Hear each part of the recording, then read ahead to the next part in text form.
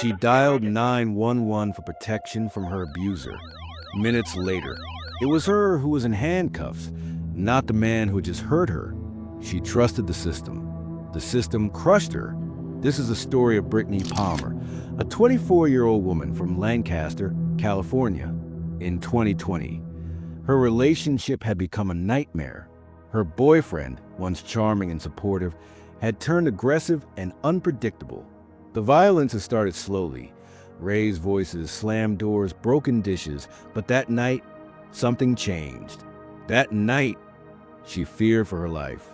After a violent shove into a wall and a series of shouted threats, Brittany made a decision to call for help. Shaking, terrified, and alone, she picked up her phone and called 911.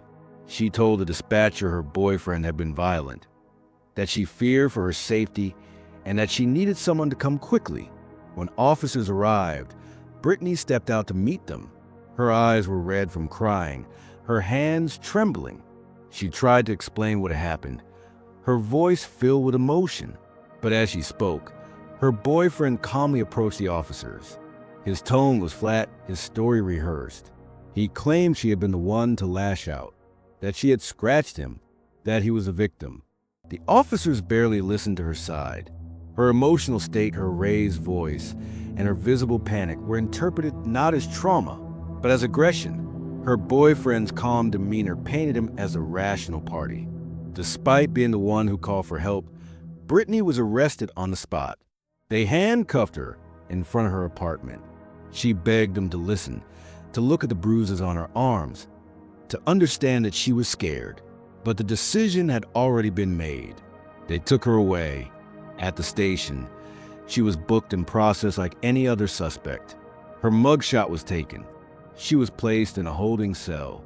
Cold concrete floors, flickering lights, the constant hum of voices and keys. She sat there through the night, not knowing when or if anyone would believe her. The next day, she was released without bail, but the damage had already been done. The arrest record followed her like a shadow. She was placed on administrative leave from her job at a local children's hospital. Soon after, she was let go. Her co-workers stopped calling. Some even believe her boyfriend's story. The charges were dropped weeks later. The prosecutor's office cited a lack of evidence. No follow-up investigation had been done.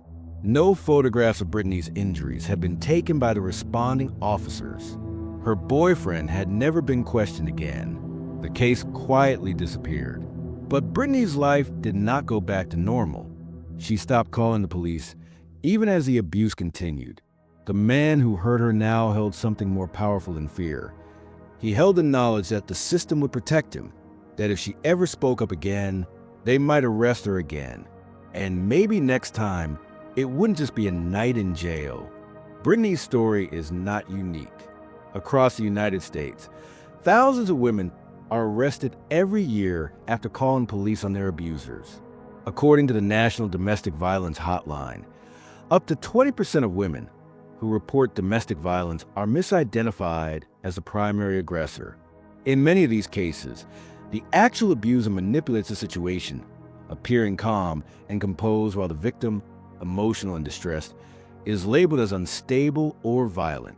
It's a phenomenon known as dual arrest or victim misidentification. Officers, under pressure to resolve volatile situations quickly, often rely on surface-level impressions: who's calmer, who has a scratch, who's crying too loudly. But these snap judgments can ruin lives. Women of color, immigrants, LGBTQ+ individuals, and those with mental health struggles are disproportionately affected. They are more likely to be arrested, more likely to be disbelieved, and more likely to be punished for their own survival instincts. Brittany wasn't just failed by one or two officers. She was failed by a system that was never designed to understand the complexities of trauma, a system that punishes victims for not staying calm while being abused, a system that listens more closely to the person who appears composed, even if they're the one doing the hurting. No one apologized to Brittany. No one from the department reached out to check on her. There was no internal review.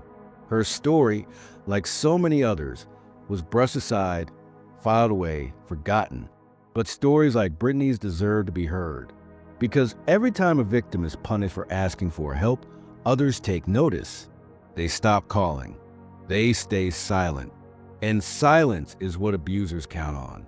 We must ask ourselves, how many more Brittany's are out there? How many people are sitting in holding cells right now for the crime of asking for protection? And how many more will suffer because the system chose to believe the calm voice of the crying one? Brittany's life is forever changed. And it wasn't just her abuser who did that. It was the institution that turned her pain into a crime scene, her call for help into an arrest, her trauma into silence. This isn't justice. This is betrayal. If Brittany's story moved you, don't let it end here. Share this story. Speak her name. Speak for the victims who remain silent because they've seen what happens when they ask for help. Was this justice or cruel misjudgment that destroyed a life? Comment below with your thoughts. And if you believe these stories matter, if you believe the system needs to change, subscribe for more voices that deserve to be heard, because silence is how injustice wins.